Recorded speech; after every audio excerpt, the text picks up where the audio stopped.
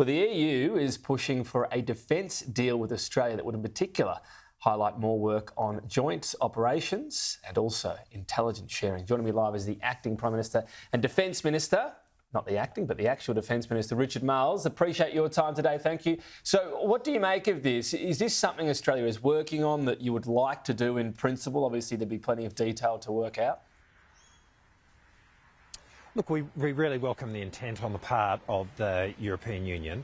There's no specific agreement that we are working through with them, but we have a growing strategic relationship with Europe, which is what was reflected in the bilateral meeting with our Prime Minister. In fact, if you look at European countries, they have a really significant part in our own defence industry. We are doing more in terms of exercises with countries in Europe. And of course, we're doing a lot more with NATO. I mean, NATO has become a much bigger part of the way in which we see the world. And all of that has been put into sharp focus by the war in Ukraine, where we've been significantly involved in supporting Ukraine. So a growing relationship with European countries, but also with the EU itself in a defence context is something we welcome. So is this at the stage where it's been put forward and then you will work on it from here? Where is this at exactly, or it's not even at that stage? Look, we're not working on a particular agreement with the EU, so that's not what's happening. But I think I read this as a statement but will you, of after intent, these if you like, a conversations? posture on the part of the EU. Well, we'll talk with the EU, but we do have a growing strategic relationship with Europe in general, with countries in Europe, with NATO, as I said, and we're very happy to work with the European Union itself. Oscar Jenkins, obviously this Australian who's now a prisoner of Russia, essentially been sentenced in, well, the usual lack of real democratic process, but essentially as a mercenary. Have you been given any indication from either Ukraine or Russia that he could be part of a prisoner swap if peace does occur in that war? Well, look, I'm not going to speculate on that, but what I would say in respect of Oscar Jenkins, firstly, we condemn the sentence which has been handed down in relation to Oscar Jenkins by Russia. This was a sham trial which handed down this sentence. Oscar Jenkins should be treated as a prisoner of war, and all the rights that go with that under international humanitarian law should be provided by Russia to Oscar Jenkins. That's what we expect of the Russian government, and we are very concerned for Oscar Jenkins. As I say, we very much condemn the sentence which has been handed down in relation to Oscar Jenkins, and we will continue to advocate on his behalf. What's your view on an Australian like that, who's obviously feeling very strongly about defending Ukraine in its time of need?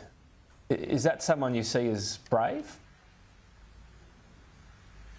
Well, we don't encourage people to go to Ukraine in the context of it being a war zone, and the government's made that position very clear. Oscar Jenkins, though, is an Australian citizen, and we will continue to advocate on his behalf. And as I said, we regard him as a prisoner of war in these circumstances, and we expect all the rights that are afforded to prisoners of war to be applied by Russia to him. Okay, I want to talk about superannuation tax, this tax of unrealised capital gains. An economist, senior economist at ANZ, has said that a 22-year-old beginning work today, half of that cohort, so those obviously younger would be even higher, half of them would ultimately be subject to this tax. This is, of course, because it's not indexed. What is the argument to have no indexation at all on this? Well, across the tax system, we have thresholds which aren't indexed, and that's the way in which our tax system operates. We have put in place this measure. It was announced 2 years ago. It's been in front of the Parliament for a fair proportion of the time since then. It's something that we've taken to the election. There's a mandate for it. It does apply to a very small number of superannuants, about 0.5%. Of superannuants this applies to. And for those people, they are still getting a concession. It's just not the extensive concession that existed beforehand. And it is an important measure in terms of making its contribution to the budget bottom line. So, I mean, we're moving forward in relation to this. This has been something which has been in the public domain for a long time. One of the big discussions around this that a lot of people have concerns about is the complexity and unprecedented nature of taxing unrealised capital gains. Will you tax anyone else in any other measure on unrealised capital gains? Look, we have put forward this specific tax, and it is there on its own terms, and we've been very clear about what we're doing in relation to tax policy, and so there's it's not a policy of ours in any other respect. This policy has been in place for 2 years. It's been in front of the Parliament for a fair proportion of that time. It was taken to the Australian people within the last month. So, I mean, what we've seen here is the Liberals, in a desperate attempt to find something to talk about, run a smear campaign in relation to this. But fundamentally, this is a policy which has been out in the open for a long period of time. That faces obviously a clear path with the cooperation of the Greens. I'm just curious though, because if you look at other areas, for example, if you had unrealised capital gains tax on investment properties, it smooths out the revenue, which might appeal to governments. Is that a path you'd ever go down? They are not policies which the government is pursuing. We are pursuing this specific policy in relation to superannuation accounts with balances. And no discussions about other areas this could apply to at all within government?